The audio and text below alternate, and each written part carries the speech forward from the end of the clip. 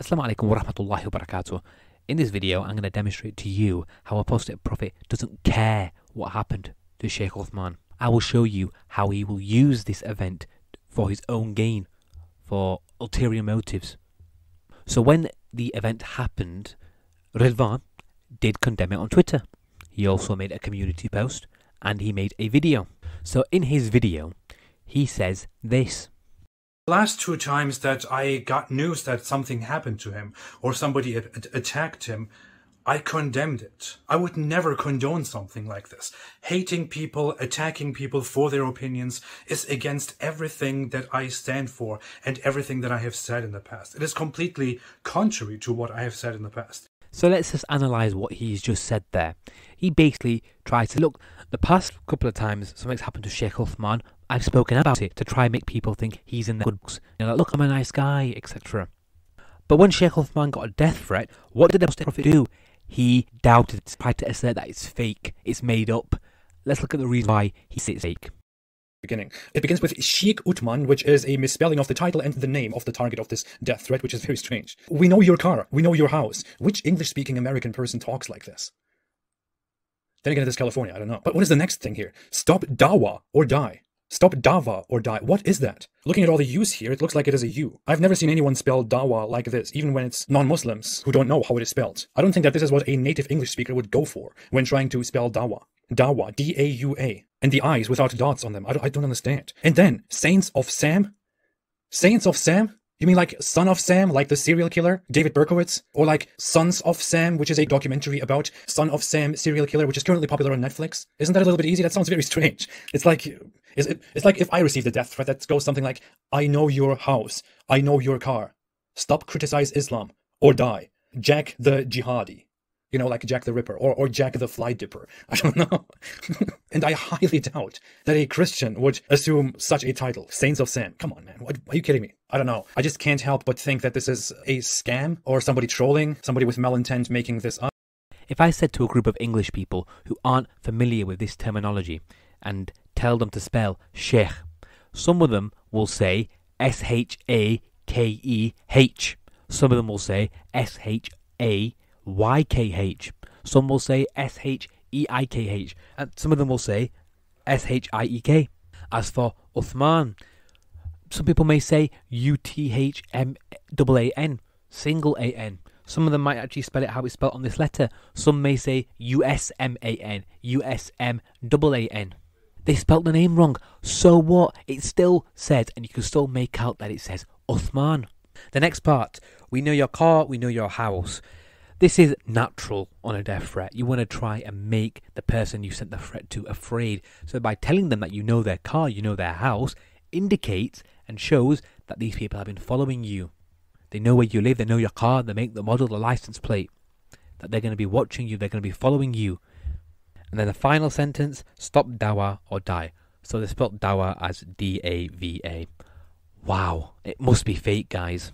Again, if these are English-speaking people who aren't familiar with these phrases, they spelt it wrong. For example, let's go back to the name, okay? There is a girl's name which is common in England. I'm not sure if it's common like in America, but some girls are called Neve. Now, if I told you to spell the name Neve, some of you will say N-E-E-V, K-N-E-E-V. But the actual spelling is N-I-A-M-H. Let's think about another Muslim name. Isa. Okay, Isa. Now, if I say spell Isa, some people will say E-S-A. Some people will say E-E-S-A. Some will say E-E-S-A-A. Some will say I-S-A. It still says Isa. And then the final part, Saints of Sam. So what? But this is completely, as you would say, irrelevant. If we're going to deny this because of spelling errors, then we can't accept your videos where you say Arabic words such as wajada, and when you say people's names like Anas ibn Malik and Zayd bin Thabit. We can't accept it because you don't pronounce these names properly. If you're going to nitpick spelling errors, then I'm going to sit there and say I can't accept any of your videos where you mispronounce words or you can't pronounce it properly.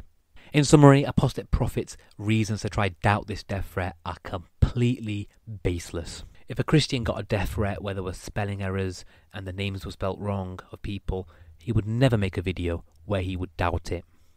The next thing I would like to point out is the fact that Apostate Prophet has no regard for Muslim life. In his video, when he spoke about the Ughiyar genocide, he used words such as alleged, suggesting that what's happening there isn't even true. It's just it's a theory, yeah.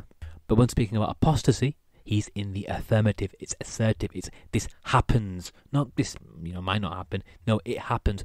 When speaking about the Uyghurs, when you have literal video footage, testimonies, etc. Nah, it's alleged. And the clip is on his channel. It's on his channel, and I've shown it in my past videos as well on him. But AP finds thousands of Muslims dying funny. It's dark humour to him. It's a joke. Here is the proof.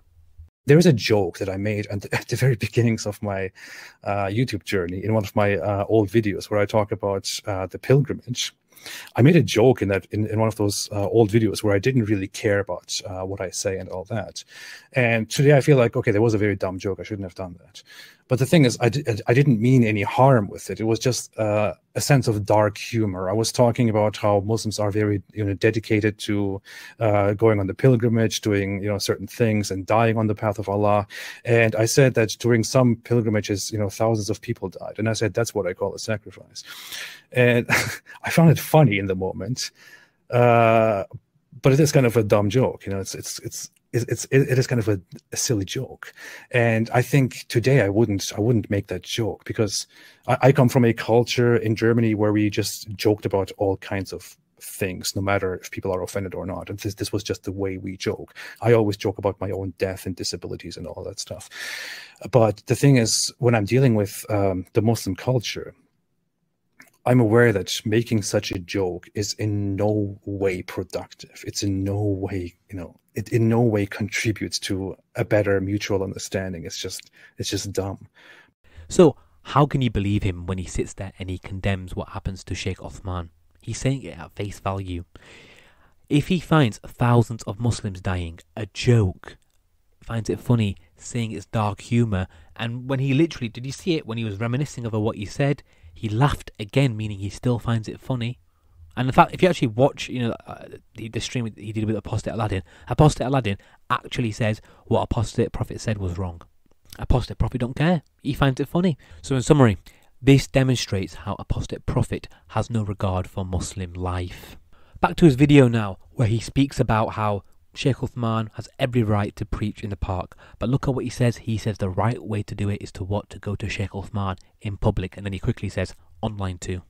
Of Shaykh Uthman's right to speak in California and to spread his ideas. And I think the right way to engage with that is to go there or online and have a discussion with him or a debate. And I did that in the past, right? He knows this. I offered a debate to him. He rejected it, unfortunately. Just go debate. Oh, sorry, not debate.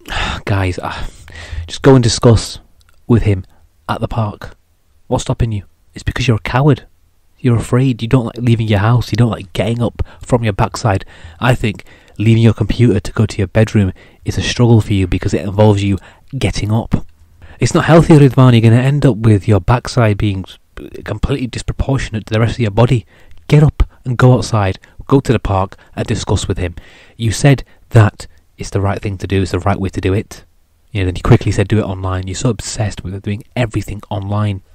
When you claim you know more about Islam than 95% of all Muslims, that you've read and studied books that Muslims don't study, this is a ridiculous statement to make. It means you are indirectly claiming to be an expert, that you think you're a top dog. So, if you're claiming this, you should have no issue with wanting to go to the park and talk to Shaykh Uthmaan face to face. After all, you indirectly claim to be one of the most knowledgeable people in the entire world about Islam. I mean, the conclusion is you are a coward. Okay, you don't like leaving your house. You don't like going to talk to somebody face to face. That's why you want to do everything online. You think it gives you a degree of freedom, that when you're debating someone online, that you've got, liberty. Oh, my camera's turned off. What a surprise. Let me go and Google something real quick. I mean, what else can it be? Do you live a long distance away from the park? You're loaded. You got tons of money. Go to the park. Book a hotel if you have to for a day. Have a discussion with him over 2 days. Whatever days they are. I don't know his schedule. But find out and go. Now, he won't do this because he is a coward. And I think the reason why is because he saw how David Wood got humiliated the times that he went there. And it wouldn't surprise me if David Wood said to Apostate Prophet, no, don't go to the park face to face, you know, it won't end well. But in summary, what you have to take from this is that Ridvan is scared and afraid to go to the park to talk to him face to face. He's scared in general of face to face discussions or debates, whatever he wants to call it. He tries to make it all about him when he says that, oh, look what happened to Shaykh Uthmaan, it's bad, blah blah blah. How about we have a discussion on my channel, or we have on a third party channel, let's have a discussion online. Using the event to further your channel, to gain more clout, to gain more views, to try and sort out an online debate, discussion, whatever he wants to call it. I mean, it's just sad from him, it's low from you, you know, using this to try and further your exposure. Let's now talk about Apostate Prophet's recent community post, in which, if you read between the lines and use your brain, you can see how Apostate Prophet doubted the authenticity of the attack on Shaykh Uthmaan. Look at what he says. Since a few people told me that this attack could be fake and staged, I contacted the police department. Why did he contact it? It's because there were suspicions and doubts regarding the authenticity of the attack. When you read the last sentence, it says, and this is Apostate Prophet has no reason to further doubt the credibility here. Meaning, what does that mean? Read it again. Apostate Prophet has no reason to further doubt the credibility here. Meaning, before the email, there was doubt, there was suspicion from his own side, from himself. He was doubting it. Meaning, people were telling him this and he was thinking, oh, what if they're right? What if this is all made up? What if it's all fake? What if it's all staged? How did he eradicate the doubt? He emailed the San Diego Police Department. Now, when Christians got attacked, so for example, when Hatun got attacked, did he go ahead and email the British police force, the Metropolitan Police, saying, hi there, you know, I had this happen, there's footage, can you guys verify if it's true?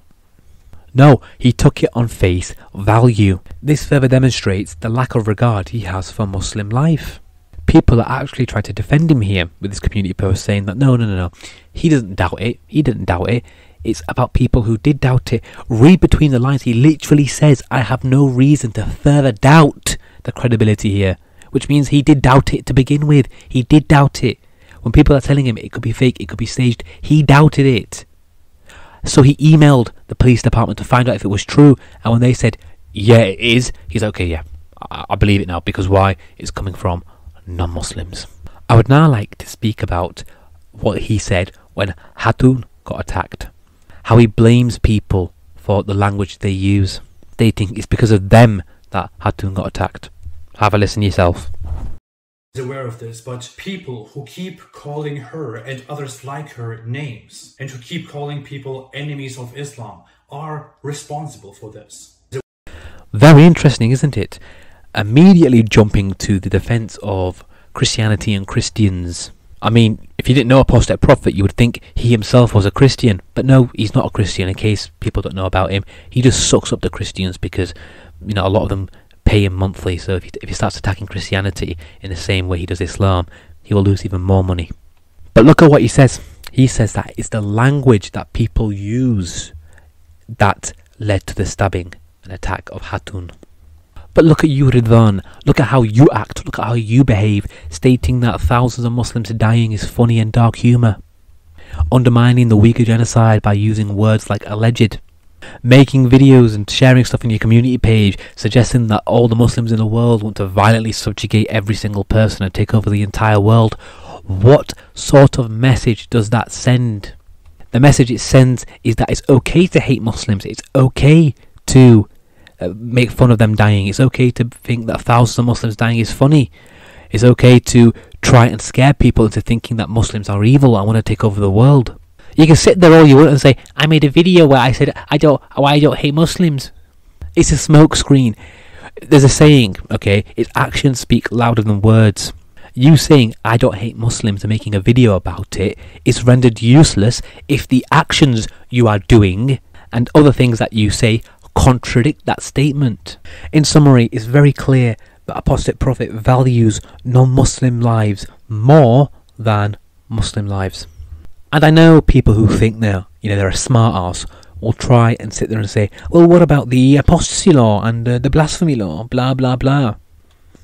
That's a topic for a whole nother video. The purpose of this video is to demonstrate how Apostate Prophet has no regard for Muslim life, finds Muslims dying funny, thinks it's a joke, and how he actually has no regard for the health of Shaykh Uthmaan, and how instead he just wants to try and use it in order to try get a online discussion with him.